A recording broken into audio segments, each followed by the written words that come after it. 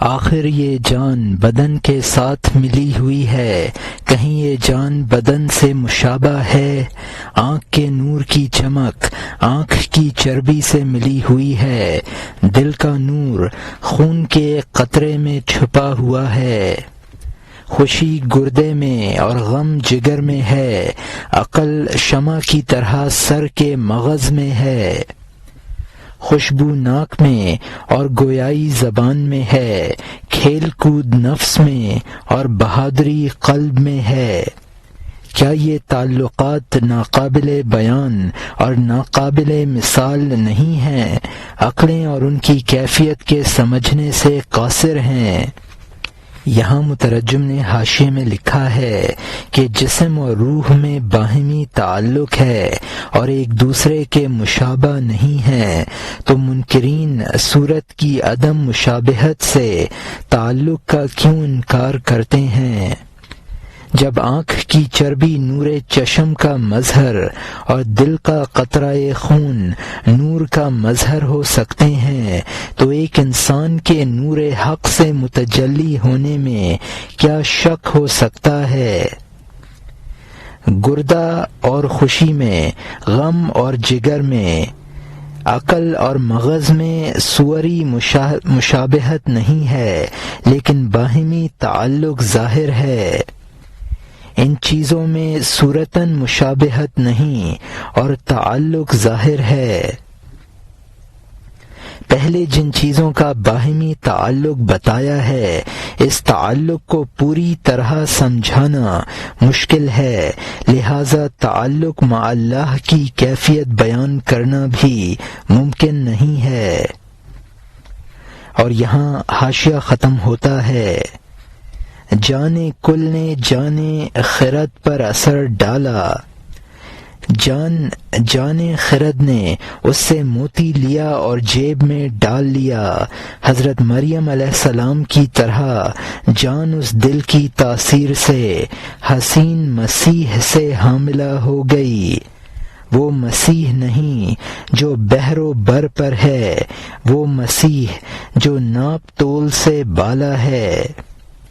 یہاں مترجم نے حاشیے میں لکھا ہے کہ ذات حق یہ انسان سے خدا کے تعلق کا بیان ہے۔ اللہ تعالی نے انسان کے دل کو متاثر کیا اور وہ حامل امانت ہو گیا، جس طرح حضرت مریم علیہ السلام کے گریبان میں پھونک ماری اور وہ حضرت مسیح علیہ السلام سے حاملہ ہو گئی تھیں۔ حضرت مریم علیہ السلام تو ایک انسان مسیح علیہ السلام سے حاملہ ہوئیں۔ مومن کا قلب تجلیات رب کا حامل ہو گیا۔ اور یہاں مترجم کا حاشیہ ختم ہوتا ہے۔ تو جب جان جانے جاں سے حاملہ ہو گئی، ایسی جان سے جہاں پر ہو جانا ہے، تو جہان دوسرا جہان جن دیتا ہے۔ یہ گروہ یعنی جہان دیگر اس گروہ کا حشر محشر نمایاں کر دیتا ہے۔ قیامت تک اگر میں بتاؤں اور میں اس قیامت کی تشریح سے عاجز ہوں، قیامت تک اس قیامت کی اگر میں شرح کروں، اے صاحبزادے میں عاجز آ جاؤں۔ یہاں مترجم نے حاشیے میں لکھا ہے کہ شیخ کے قلبی نور سے تمام دنیا مستفید ہوتی ہے۔ بزرگوں سے فیض حاصل کرنے والے اپنے پہلے بزرگوں کی شہرت اور نمود کا سبب بنتے ہیں۔ قیامت میں سب کے وجود ظاہر ہو جائیں گے۔ اسی طرح مستفیدین بزرگوں کے وجود کو نمایاں کرتے ہیں۔ مستفیدین اور مستفیدین کا سلسلہ قیامت تک جاری رہے گا، جبکہ بزرگوں کا سلسلہ قیامت تک جاری ہے، تو اس کا شمار مشکل ہے۔ اور یہاں حاشیہ ختم ہوتا ہے۔ خود یہ باتیں یارب کے معنی میں ہیں، ان کے حروف شیریں لب یعنی محبوب کی گفتگو کا جال ہیں۔ کوتاہی کیوں کرے اور خاموش کیوں رہے، جبکہ یارب کی وجہ سے اس کے پاس لبیک کی آواز پہنچ رہی ہے۔ وہ ایسی لبیک ہے جو سنی نہیں جا سکتی، ہاں سر سے پیر تک تو چکھ سکتا ہے۔ میں تیرے لیے ایک مثال بیان کرتا ہوں تاکہ تجھے پتہ چل جائے، اور اس طرح کی پوشیدہ لبیک سے پھل کھا لے۔ یہاں مترجم نے حاشیے میں لکھا ہے کہ یہ نصیحت کی باتیں جو بزرگ اللہ تعالی کی جانب سے لوگوں کی اصلاح پر مامور ہوتے ہیں، ان کا وعظ و نصیحت کرنا ذکر الہی کے ہم معنی ہوتا ہے۔ یارب یعنی ذکر خداوندی، ذکر اور نصیحت سے خدا سے شرف ہم کلامی حاصل ہوتا ہے۔ اللہ تعالی کی جانب سے لبیک کی صدا آتی ہے تو گویا یا رب کہنا اللہ تعالی کی گفتگو کے لیے جال اور سبب ہے، جبکہ ذکر سے شرف ہم کلامی حاصل ہو تو کون بد نصیب ہوگا جو ذکر کرنے سے باز آئے گا۔ لبیک کا مطلب ہے میں حاضر ہوں، یہ پکارنے والے کے جواب میں کہا جاتا ہے۔ اللہ تعالی کا یہ جواب شنیدنی نہیں ہے بلکہ ذوقی ہے۔ یہاں مترجم کا حاشیہ ختم ہوتا ہے۔ اب نئے مضمون کا آغاز ہوتا ہے جس کا عنوان ہے کلوخ انداختن تشنا از سر دیوار در جوئے آب، یعنی پیاسے کا دیوار پر سے پانی کی نہر میں مٹی کے ڈلے پھینکنا۔ ایک نہر کے کنارے پر ایک اونچی دیوار تھی، دیوار پر مصیبت زدہ پیاسا بیٹھا تھا۔ پیاسا پانی کا طلبگار، بدحال اور لاغر، عاشق، مست، پردیسی، بے قرار تھا۔ وہ دیوار اس کے لیے پانی سے روک تھی، پانی کے لیے وہ مچھلی کی طرح بے تاب تھا۔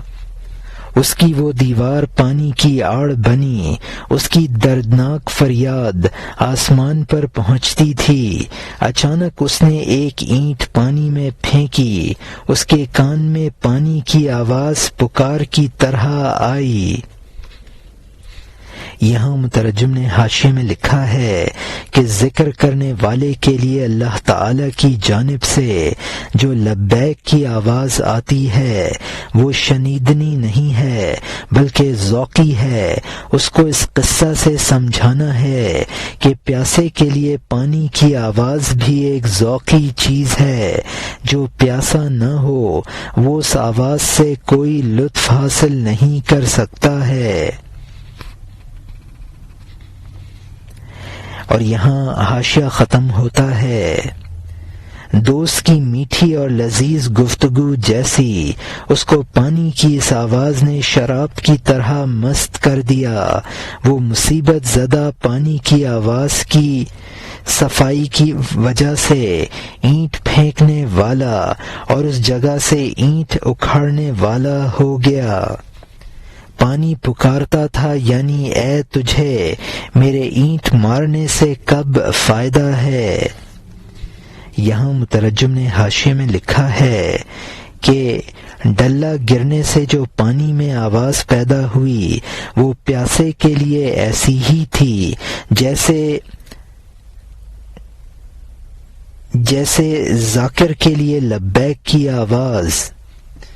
آزمائش میں گرفتار کو ممتحن کہا گیا ہے۔ اور یہاں مترجم کا حاشیہ ختم ہوتا ہے۔ پیاسے نے کہا اے پانی میرے دو فائدے ہیں، میں اس کام سے کبھی دست بردار نہ ہوں گا۔ پہلا فائدہ تو پانی کی آواز کا سننا ہے جو پیاسوں کے لیے ابر کی طرح ہوتی ہے۔ اس کی آواز اسرافیل علیہ السلام کی آواز کی طرح ہے، مردے کو اس سے زندگی حاصل ہو جاتی ہے۔ یا موسم بہار میں بادل کی گرج کی آواز کی طرح ہے، جس سے باغ بہت سے نقش و نگار حاصل کر لیتا ہے۔ یہاں مترجم نے حاشیے میں لکھا ہے کہ پیاسا جس طرح ابر کو دیکھ کر خوش ہوتا ہے، پانی کی آواز سن کر بھی خوش ہوتا ہے۔ حضرت اسرافیل علیہ السلام کے سور سے مردے زندہ ہو جائیں گے۔ مردہ یعنی جو پیاس سے مر رہا ہے، پانی کی آواز سے اس کو ایک زندگی مل جاتی ہے۔ بہار میں بادل کی گرج سے بشارت حاصل کرتا ہے، اور یہاں حاشیہ ختم ہوتا ہے۔ یا ایسی ہے جیسے فقیر کے لیے زکوٰۃ دینے والے کی آواز، یا ایسی ہے جیسے قیدی کے لیے رہائی کا پیغام۔ یا اللہ تعالی کی وہ گفتگو تھی جو یمن سے محمد صلی اللہ علیہ وسلم کے پاس بغیر منہ کے پہنچتی ہے۔ یا رسول اللہ احمد صلی اللہ علیہ وسلم کی خوشبو تھی جو ایک گناہ گار کو شفاعت کے وقت میں پہنچے گی۔ یا رسول اللہ صلی اللہ علیہ وسلم یعنی احمد صلی اللہ علیہ وسلم کی خوشبو تھی جو ایک گنہگار کو شفاعت کے وقت میں پہنچے گی۔ یہاں مترجم نے حاشیے میں لکھا ہے کہ فقیر جب زکوٰۃ دینے والے کی آواز سنتا ہے تو اس میں نشاط پیدا ہو جاتا ہے۔ دم رحمان کا مطلب ہے کہ آن حضور صلی اللہ علیہ وسلم نے فرمایا کہ مجھے خدائی سانس یمن کی جانب سے پہنچتا ہے۔ شفاعت کے وقت آن حضور صلی اللہ علیہ وسلم کی خوشبو گنہگار کے لیے جاں فضا ہوگی۔ اور یہاں حاشیہ ختم ہوتا ہے۔ یا حسین پاکیزہ یوسف علیہ السلام کی خوشبو کی طرح جو لاغر حضرت یعقوب علیہ السلام کی جان پر اثر کرتی ہے۔ یا بہشت کے باغ کی خوشگوار ہوا ہے جو بخشے ہوئے گنہگار کو پہنچتی ہے۔ یا کالے تانبے کے پاس کیمیا کی جانب سے پیغام پہنچتا ہے کہ اے بے وقوف آ، اس کی طرح ہے۔ یا جس طرح کہ لیلا کی جانب سے مجنوں کلام سنتا ہے۔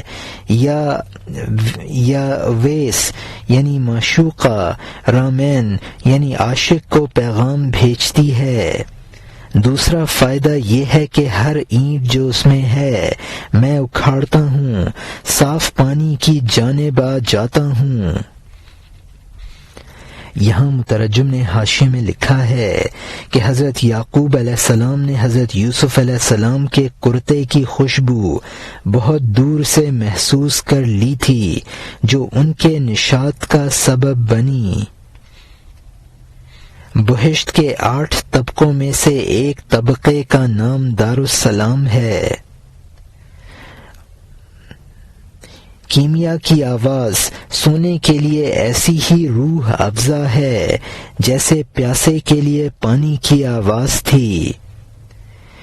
ویس عرب کی مشہور معشوقہ ہے جیسا کہ لیلا۔ رامیس عرب کا مشہور عاشق ہے جیسا کہ مجنوں۔ اینٹ اکھاڑنے کا دوسرا فائدہ یہ ہے کہ دیوار کم ہو رہی ہے اور پانی کا قرب بڑھ رہا ہے۔ اور یہاں حاشیہ ختم ہوتا ہے۔ اس لیے کہ اونچی دیوار ایک اینٹ کی کمی سے جتنی مرتبہ اکھڑتی ہے زیادہ نیچی ہو جاتی ہے۔ دیوار کی نیچائی ایک نزدیکی بن جاتی ہے۔ اس اینٹ کا جدا ہونا وصل کا سبب ہو جاتا ہے۔ چپکی ہوئی اینٹ کا اکھاڑنا پستی کا سبب بنا، یہ قرب کا سبب ہے، جیسا کہ سجدہ کر اور قریب ہو جا، واسجدوا واقترب۔ جب تک یہ دیوار اونچی گردن والی ہے یہ سر جھکانے سے مانے ہے۔ یہاں مترجم نے حاشیے میں لکھا ہے کہ پیاسے کا جس قدر پانی سے فاصلہ تھا وہ اینٹ کے اکھڑنے سے کم ہو رہا تھا۔ اینٹ کا اکھڑنا پیاسے کے پانی سے وصل کو قریب کر رہا تھا۔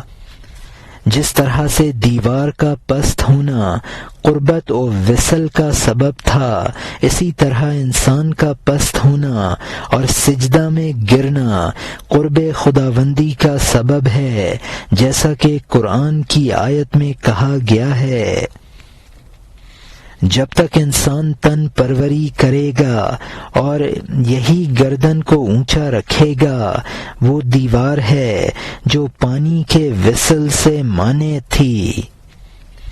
اور یہاں حاشیہ ختم ہوتا ہے، آب حیات پر سجدہ نہیں کیا جا سکتا جب تک کہ تو اس مٹی کے جسم سے نجات نہ پا لے گا۔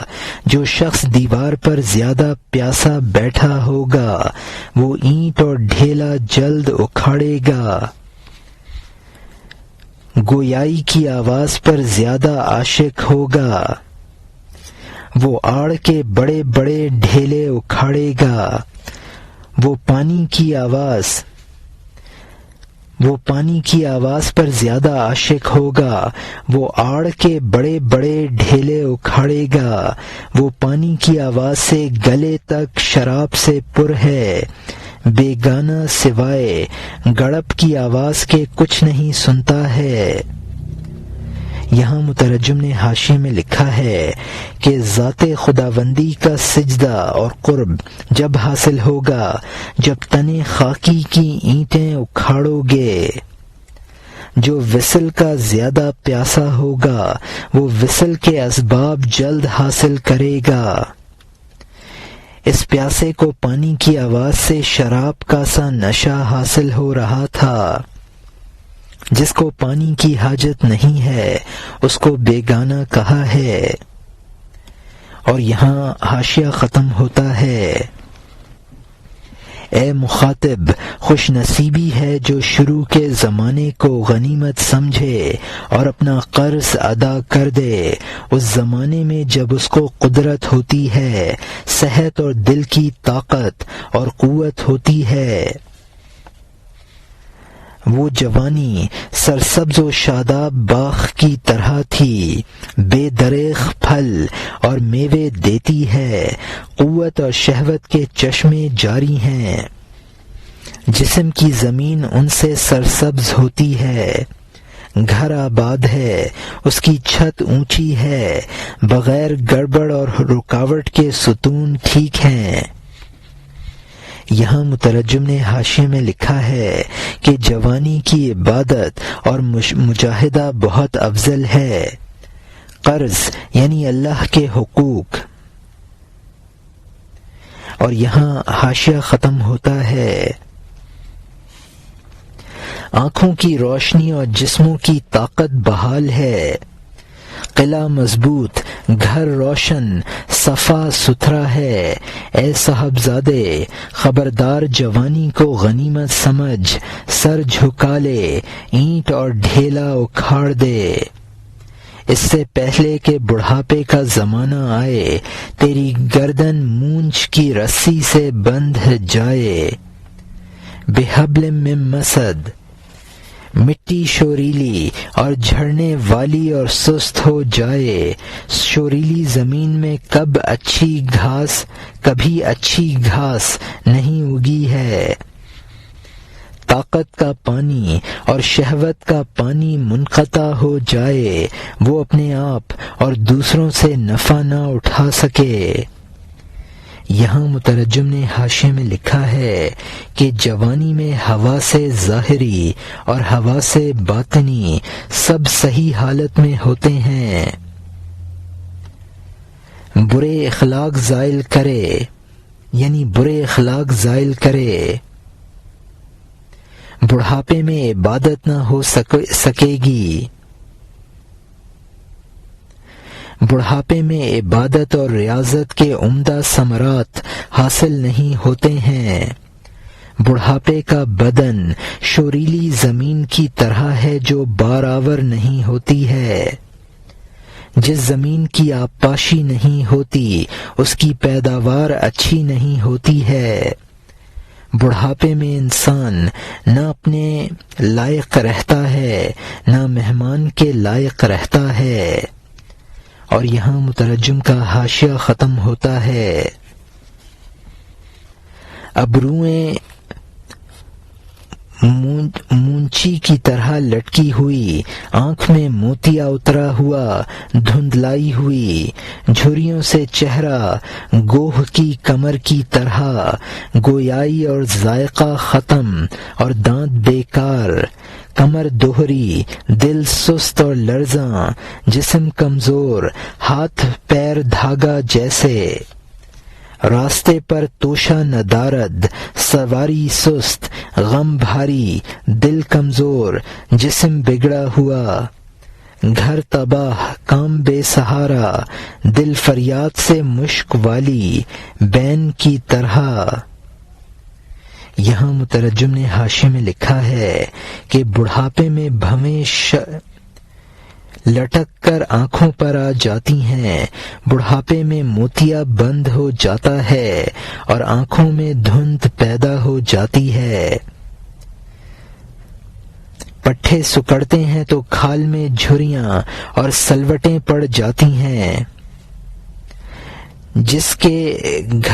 جس کی کمر کھردری ہوتی ہے۔ اور یہاں حاشیہ ختم ہوتا ہے۔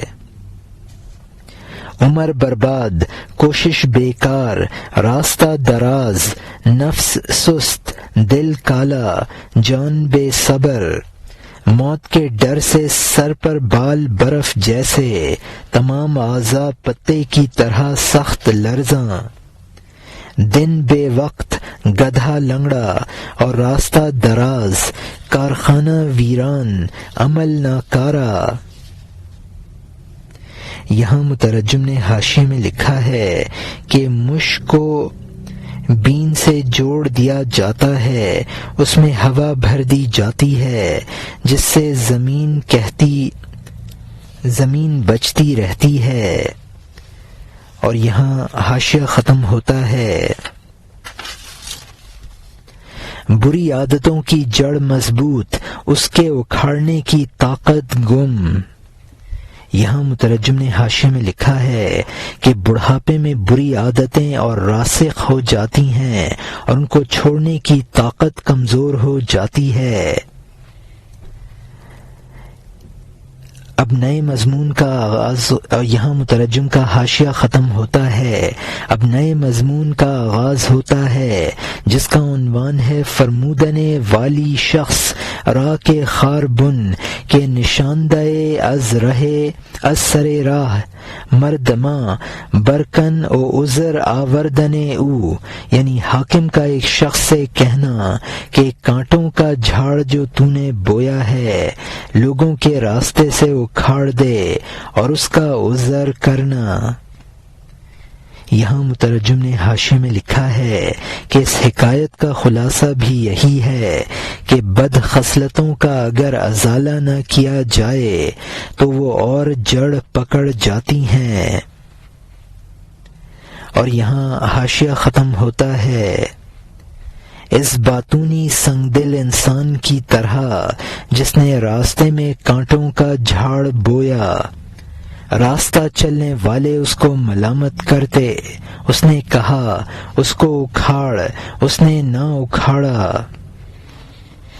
ہر وقت وہ جھاڑ بڑھتا رہا، لوگوں کے پیر اس کے زخم سے خون آلود ہوتے، کانٹوں سے لوگوں کے کپڑے پھٹتے، غریبوں کے پیر خوب زخمی ہوتے۔ جب حاکم کو اس بات کی خبر ہوئی، اس خبیث کے کام سے واقف ہو گیا۔ جب حاکم نے تاکید سے اس سے کہا اس کو اکھاڑ دے، بولا ہاں کسی دن میں اس کو اکھاڑ دوں گا۔ ایک زمانے تک کل اور کل کا وعدہ کرتا رہا، وہ خاردار درخت مضبوط جڑ کا ہو گیا۔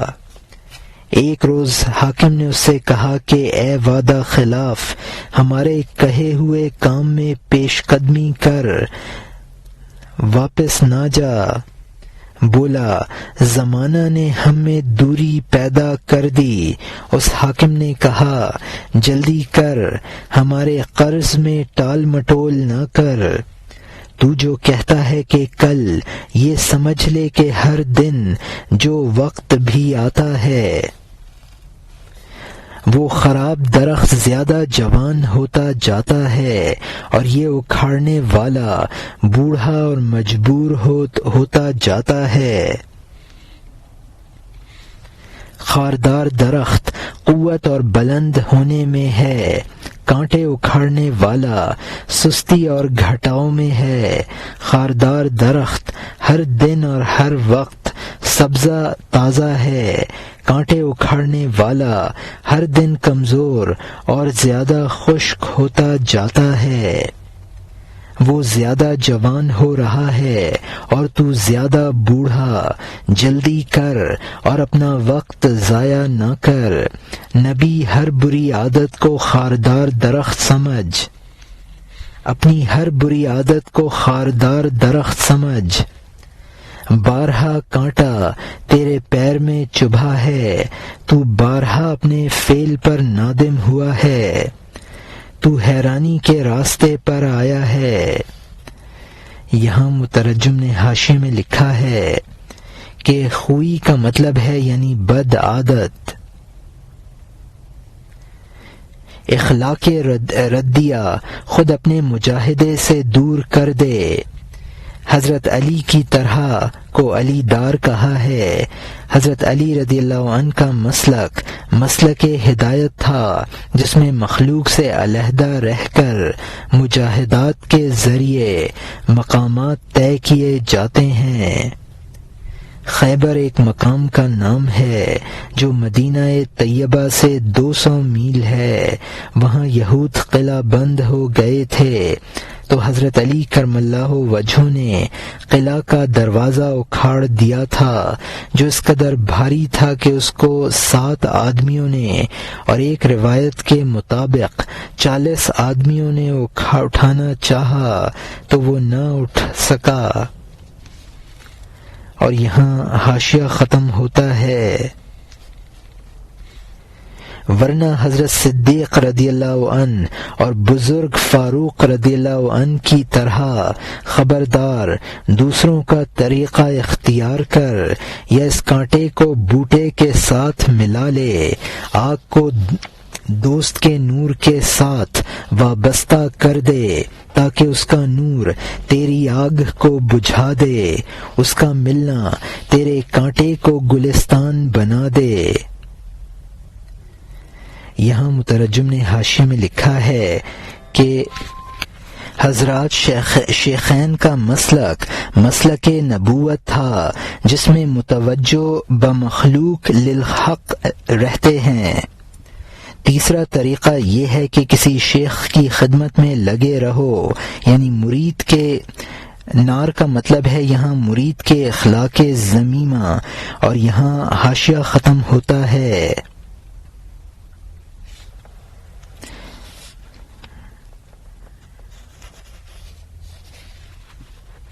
تو دوزخ جیسا ہے وہ مومن ہے، مومن کے ذریعے آگ بجھانا ممکن ہے۔ مصطفیٰ صلی اللہ علیہ وسلم نے دوزخ کی گفتگو نقل فرمائی ہے کہ وہ خوف سے مومن کی خوشامد کرے گی، اس سے کہے گی اے شاہ میرے پاس سے جلد چلا جا، دیکھ تیرے نور نے میری آگ کی گرمی ختم کر دی۔ تو مومن کا نور آگ کی تباہی ہے، کیونکہ مقابل کے بغیر مقابل کا دفع کرنا ناممکن ہے۔ انصاف کے دن آگ نور کی ضد ہوگی، اس لیے کہ وہ غضب سے بھڑکی ہے اور یہ مہربانی سے۔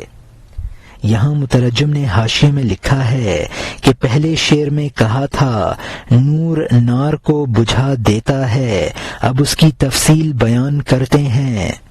مومن نوری ہوتا ہے۔ جن دو چیزوں سے تضاد کی نسبت ہوتی ہے وہ ایک دوسری کو ختم کر دیتی ہیں۔ نار و نور ایک دوسرے کی ضد ہیں، قہر اور مہر ایک دوسرے کی ضد ہیں۔ نار قہر کا مظہر ہے اور نور مہر کا مظہر ہے، لہذا وہ بھی ایک دوسرے کی ضد ہیں۔ اور یہاں حاشیہ ختم ہوتا ہے، اگر تو آگ کے شر کو دفع کرنا چاہتا ہے تو رحمت کا پانی آگ میں ڈال دے، اس آب رحمت کا چشمہ مومن ہے، محسن کی پاک روح آب حیوان ہے، تیرا نفس اس سے بہت بھاگتا ہے، اس لیے کہ تو آگ کا بنا ہوا ہے، وہ نہر کے پانی سے، آگ پانی سے اس لیے بچتی ہے کہ اس کی سوزش پانی سے برباد ہو جاتی ہے۔ یہاں مترجم نے حاشیے میں لکھا ہے کہ شر نار کا مطلب ہے اخلاق رذیلہ کے اثرات، آب رحمت کا مطلب ہے یعنی شیخ کی صحبت۔ برے بھلوں کی صحبت سے اس لیے گریز کرتے ہیں کہ بروں کا مزاج ناری ہے اور بھلوں کا آبی۔ شیخ ترک لذات کا حکم دیتا ہے، عوام گریز کرتے ہیں۔ اور یہاں حاشیہ ختم ہوتا ہے، تیرا حس اور فکر سب آگ سے بنا ہے، شیخ کا حس اور اس کا فکر عمدہ نور سے بنا ہے، اس کے نور کا پانی جب آگ پر سے ٹپکتا ہے، آگ سے بھڑ بھڑ کی آواز آتی ہے اور وہ غائب ہو جاتی ہے۔ جب وہ بھڑ بھڑ کرے تو اس سے کہہ تجھے موت اور درد نصیب ہو، تاکہ تیرے نفس کی یہ دوزخ ٹھنڈی ہو جائے، تاکہ وہ تیرے چمن کو نہ جلا دے، تیرے عدل اور احسان کو نہ گھٹا دے۔ یہاں مترجم نے حاشیے میں لکھا ہے کہ عوام کے احساسات اور افکار اخلاق رذیلہ کی پیداوار ہیں۔ شیخ کی صحبت سے جب اخلاق رذیلہ کا ازالہ ہوتا ہے تو مرید خود اس کی کیفیت محسوس کرتا ہے۔ آگ پر پانی ڈالنے سے جو آواز پیدا ہوتی ہے اس کو بھڑ بھڑ کہا ہے۔ اخلاق رذیلہ کے ازالے سے اگر نفس میں بے چینی ہو تو اس سے پریشان نہ ہونا چاہیے۔ برے اعمال سے اچھے اعمال بھی تباہ ہو جاتے ہیں۔ حدیث شریف میں ہے حسد نیکیوں کو اس طرح کھا جاتا ہے جیسا کہ آگ لکڑی کو۔ اور یہاں حاشیہ ختم ہوتا ہے، اس کی ایک چنگاری سے ہزاروں چمن ایسے ہیں کہ تو ایک کا بھی نام و نشان نہ دیکھے گا، اس کے بعد تو جو بوئے گا نفع دے گا، لالا اور سیوتی اور سیسن اگائے گا۔ پھر ہم کشادہ اور سیدھے راستے پر چلتے ہیں، اے جناب واپس لوٹیے، ہمارا راستہ کدھر ہے؟ ہم یہ کہہ رہے تھے اے ٹوٹے میں پڑے ہوئے کہ تیرا گدھا لنگڑا ہے اور منزل بہت دور ہے، تیرا بوجھ بھاری ہوگا، راستے میں کنواں ہے، ٹیڑھا نہ چل، چوڑی سڑک پر سیدھا چل۔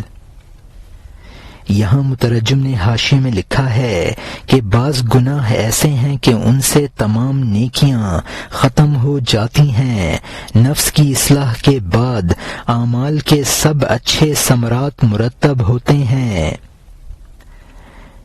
سیسن ایک خوشبودار گھاس ہے جس کی خوشبو پودینہ اور نعنا کی سی ہوتی ہے۔ پہنا کا یہاں مطلب ہے چوڑا، یعنی راستہ از راہ راست اس کا بیان ہے۔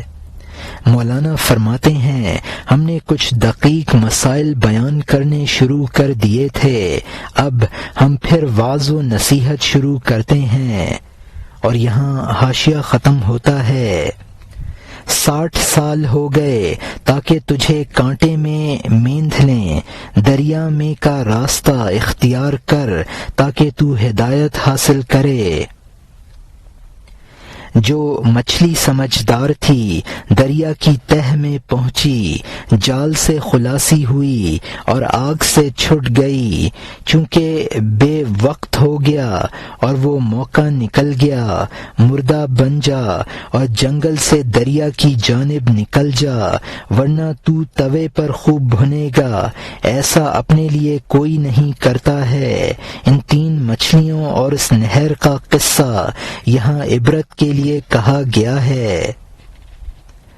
فانتبہ ثم اعتبر ثم انتصب واستعن باللہ ثم اجہد تصب، پس بیدار ہو جا، پھر عبرت پکڑ، پھر سیدھا ہو جا، اللہ سے مدد چاہ، پھر کوشش کر، پا لے گا۔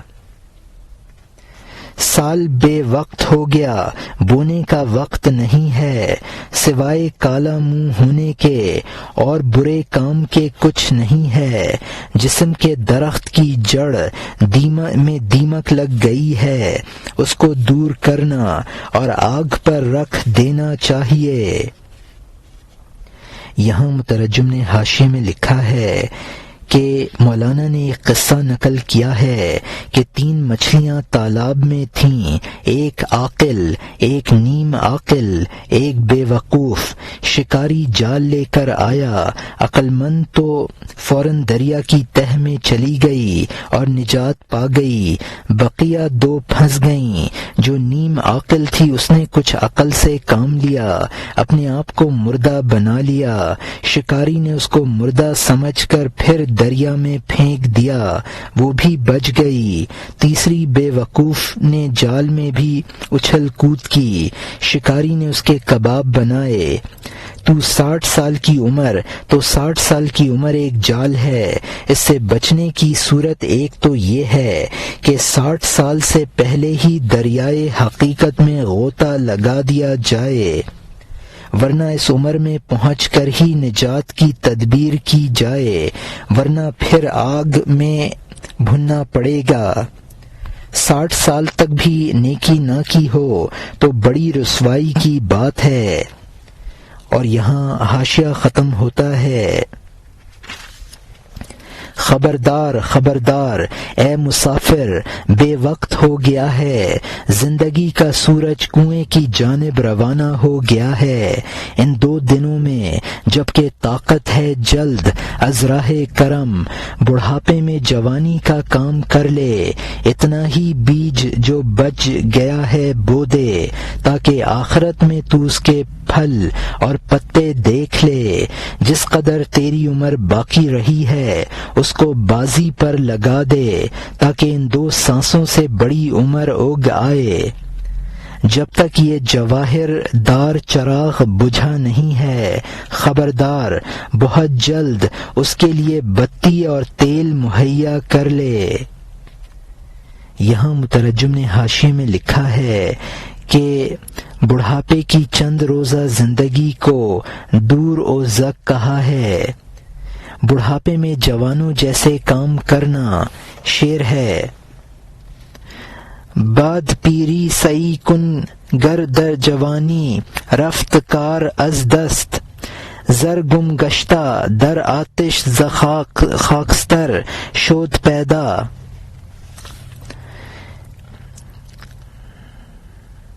اور یہاں حاشیہ ختم ہوتا ہے۔ اب نئے مضمون کا آغاز ہوتا ہے جس کا عنوان ہے آفت تاخیر خیرات بفردا، یعنی اچھے کام کو کل پر مؤخر کرنے کی آفت۔ خبردار کل نہ کہہ، کیونکہ بہت سے کل گزر گئے، کہیں کھیتی کا زمانہ بالکلیہ نہ گزر جائے۔ میری نصیحت سن لے کہ جسم مضبوط قید ہے، پرانے کو چھوڑ دے اگر نئے کی خواہش ہے۔ ہونٹ بند کر، سونے سے بھری مٹھی کھول دے، جسم کا مخل چھوڑ دے، جسم کا محل چھوڑ دے، سخاوت اختیار کر۔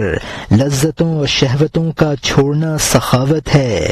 جو شخص شہوت میں ڈوبا نہ ابھرا، یہ سخاوت جنت کے سرد کی شاخ ہے، اس پر افسوس ہے جو ایسی شاخ کو چھوڑ دے۔ یہاں مترجم نے حاشیے میں لکھا ہے کہ روح کے اعمال کے لیے جسم مانع ہے، باتوں سے کام نہ چلے گا، یعنی سخاوت اور خیرات کر۔ جسمانی ریاضت سے بچنے کو کلے تن کہا ہے۔ بدن کی سخاوت یہ ہے کہ جسمانی لذتوں اور شہوتوں سے پرہیز کیا جائے اور اس کو عبادات میں صرف کیا جائے۔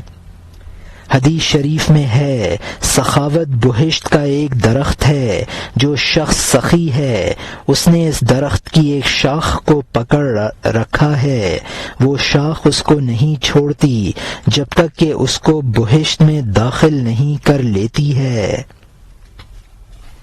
اور یہاں مترجم کا حاشیہ ختم ہوتا ہے۔ خواہش نفسانی کو چھوڑنا مضبوط دستہ ہے، جان کی مضبوط رسہ ہے، جان کی شاخ کو آسمان پر کھینچ لے جاتا ہے۔ اے خوش خصلت، تاکہ سخاوت کی شاخ تجھے اوپر اوپر کھینچ کر اپنی اصل تک لے جائے۔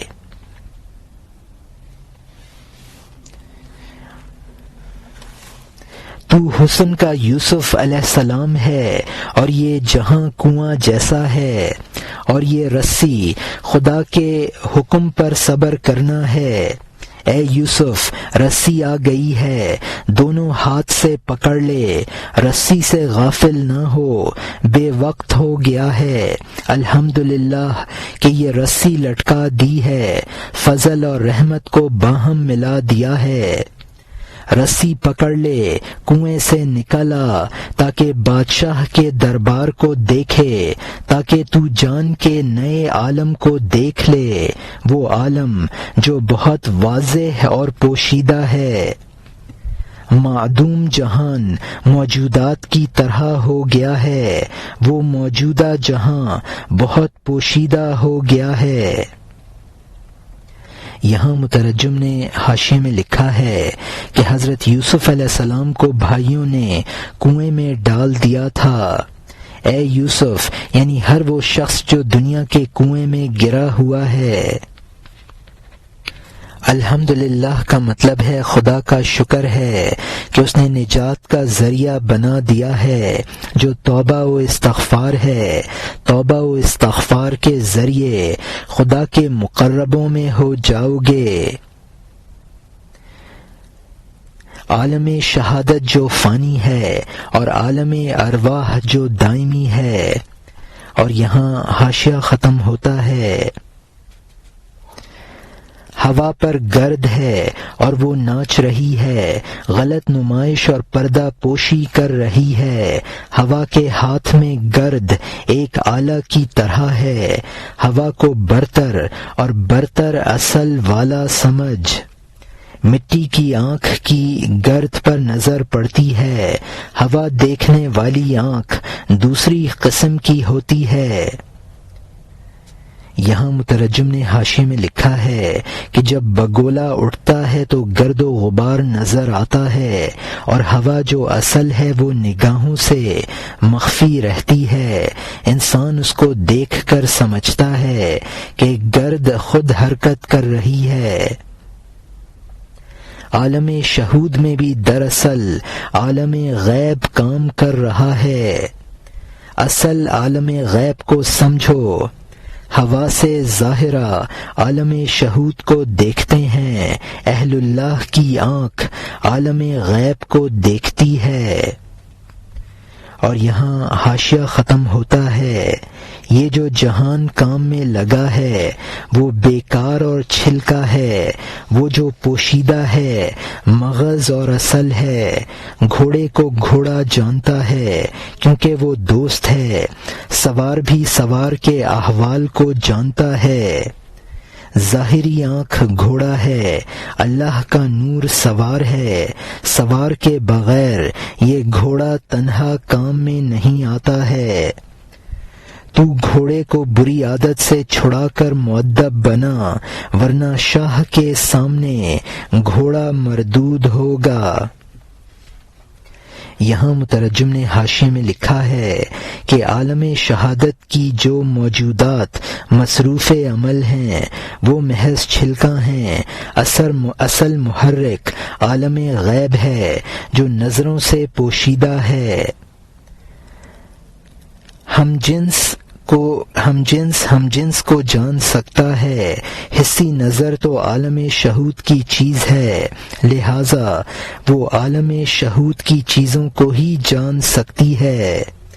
ظاہری آنکھ کا سوار اللہ کا نور ہے، اس کے بغیر یہ آنکھ کسی کام کی نہیں ہے۔ اور یہاں حاشیہ ختم ہوتا ہے۔ گھوڑے کی آنکھ شاہ کی آنکھ کی وجہ سے رہبر ہوتی ہے، اس کی آنکھ شاہ کی آنکھ کے بغیر معذور ہے۔ گھوڑوں کی آنکھ کو گھاس اور چراگاہ کے سوا جہاں تو بلائے گا وہ کہے گی نہیں، کس لیے؟ حسی نور پر اللہ کا نور سوار ہوتا ہے، تب جان اللہ تعالی کی جانب راغب ہوتی ہے۔ گھوڑا سوار کے بغیر رسم و راہ کو کیا جانے، شاہ چاہیے تاکہ وہ شاہراہ کو سمجھے۔ اس حس کی جانب جا جس پر نور سوار ہے، حس کے لیے وہ نور بہتر ساتھی ہے۔ حسی نور کے لیے اللہ کا نور باعث زینت ہے، نور بالائے نور کے یہی معنی ہیں۔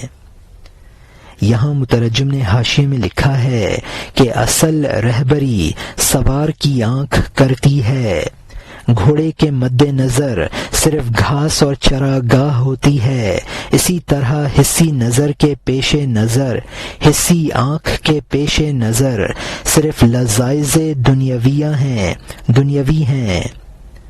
جب نور بصر پر نور حق سوار ہوتا ہے تب اس کو آخرت کی نعمتیں نظر آتی ہیں۔ نور بصیرت کے بغیر محض نور بصارت سے وصول الی الحق ممکن نہیں ہے۔